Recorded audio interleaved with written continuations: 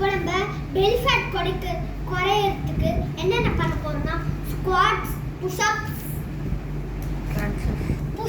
பண்றதுக்கு புஷ்அப்ஸ்க்கு அப்புறம் crunches, cycle crunches எல்லாம் பண்ண போறோம். இதை எடுத்துக்கிட்டு நீங்க புஷ்அப்ஸ் பண்ணலாம். இது வேணாம்னா இப்படி போட்டு கையில நீங்க புஷ்அப்ஸ் பண்ணிக்கலாம். கையில் வேணாம்னா இதில் புஷ்அப்ஸ் பண்ணிக்கலாம். இப்போ நம்ம இதில் புஷ்அப்ஸ் பண்ண போறோம். எப்படி இருக்குன்னு பாருங்க. இதில் ஒரு புஷ்அப்ஸ் கூட என்னால் எடுக்க முடியாது. நான் ட்ரை பண்ணுறேன்.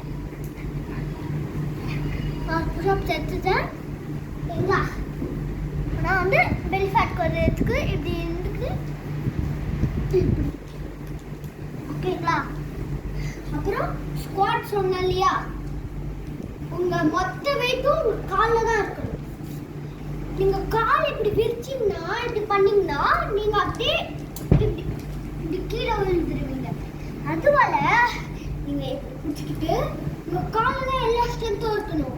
இப்போ நீங்க கால் தான் ஒரு எனர்ஜி அப்படின்னு யூஸ் பண்ணிக்கோங்க. இது ஒரு 100 இல்லைன்னா 20 எடுத்தீங்கன்னா போதும். அப்புறம் கிரன்ச்சஸ் இப்படி படுத்துக்கிட்டு இப்படி ஒரு 100 எடுங்க. இது ஒரு 100 எடுங்க. சைக்கிளிங் கையை இப்படி இப்படி பண்ணிட்டு இப்போ ஸ்பீட் காலை இப்படி பண்ணிட்டு கையை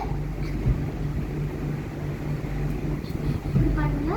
100 பண்ணுங்க. இது பெல் ஃபேட் குறைஞ்சிடும். நெக்ஸ்ட் வீடியோவில் பார்க்கலாம். இருங்க. சைக்கிள் கிரன்ச்சஸ் கை ரொட்டேட் பண்ணுங்க.